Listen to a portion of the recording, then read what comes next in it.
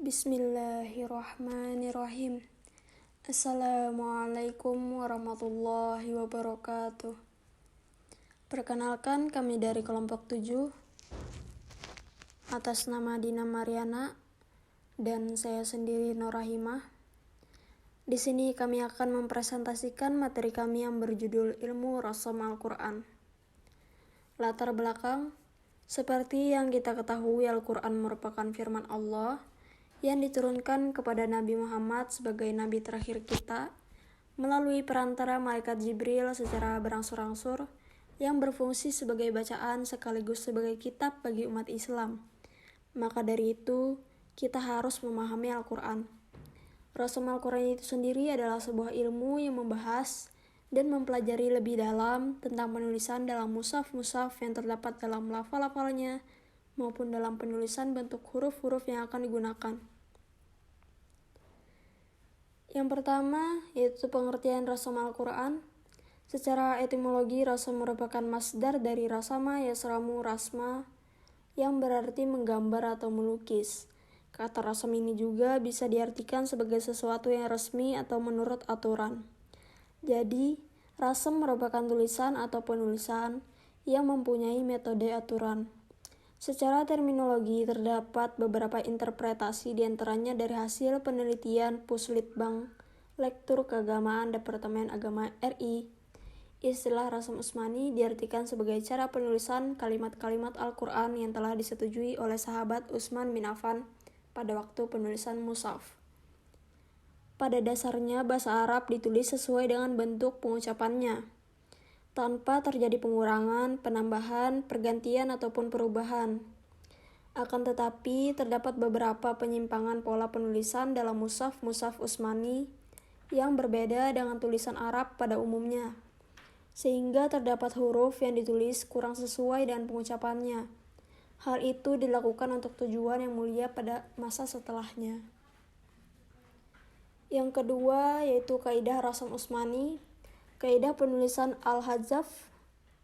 Al-Hazaf artinya membuang, meniadakan, atau bahkan menghilangkan huruf tertentu. Yang kedua, kaidah penulisan Al-Ziyadah. Al-Ziyadah berarti penambahan atau menambahkan huruf. Yang ketiga, kaidah penulisan Al-Hamzah. Al-Hamzah adalah salah satu kaidah dalam penulisan yang menjelaskan bahwa apabila terdapat hamzah yang berharakat sukun, maka dituliskan dengan huruf yang berharakat sebelumnya. Kaidah penulisan badal. Badal berarti pengganti atau mengganti. Kaidah penulisan wasal dan fasal. Kata wasal berarti menyambung, dan kata fasal berarti pemisah. Kaidah penulisan kata yang dapat dibaca dua bunyi merupakan kaidah penulisan yang di mana suatu katanya dapat dibaca dua bunyi penulisan, kemudian disesuaikan dengan salah satu bunyinya. Materi selanjutnya akan disampaikan oleh teman saya, Dina Mariana. Baiklah, di sini saya akan melanjutkan menjelaskan materi dari Norahimah.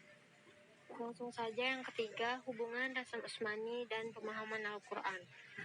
Meskipun mushaf Utsmani tetap dianggap sebagai satu-satunya mushaf yang dijadikan pegangan bagi umat Islam di seluruh dunia dalam pembacaan Al-Quran, namun demikian masih terdapat juga perbedaan dalam pembacaan. Hal ini disebabkan penulisan Al-Quran itu sendiri pada waktu itu belum mengenal adanya tanda titik pada huruf yang hampir sama dan belum ada baris harokat. Dengan demikian, hubungan rasam Utsmani dengan pemahaman Al-Quran sangatlah erat. Karena semakin lengkap petunjuk yang dapat ditangkap, semakin sedikit pula kesulitan untuk mengungkap pengertian-pengertian yang terkandung di dalam Al-Quran. Hukum dan kedudukannya. Dalam perkembangannya, pendapat-pendapat ini terkumulasi dan mengerucut dalam dua terminologi besar yang masyhur, yaitu pendapat yang menyatakan rasam Utsmani adalah wajib karena rasam Utsmani bersifat tauqif dan ijtihad. Apa yang dimaksud rasam Al-Quran? Ilmu rasam Al-Quran adalah ilmu yang mempelajari tentang mushaf Al-Quran. Apa saja kaidah rasam Utsmani? Kaidah penulisan Al-Hadz, Al-Ziyadah, Al-Hamzah, Badal, Wasal, dan Fasal. Apa hubungan Rasam Utsmani dengan pemahaman Al-Quran? Seperti yang dijelaskan tadi, Mushaf Utsmani membantu untuk mereka yang non-Arab agar tidak kesulitan dalam membaca dan memahami isi Al-Quran. Apa hukum dan kedudukannya?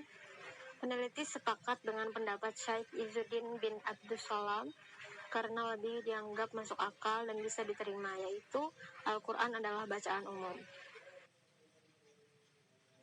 Sekian, itu saja penjelasan dari kelompok kami. Bila ada kesalahan maupun kekurangan, mohon dimaafkan. Wassalamualaikum warahmatullahi wabarakatuh.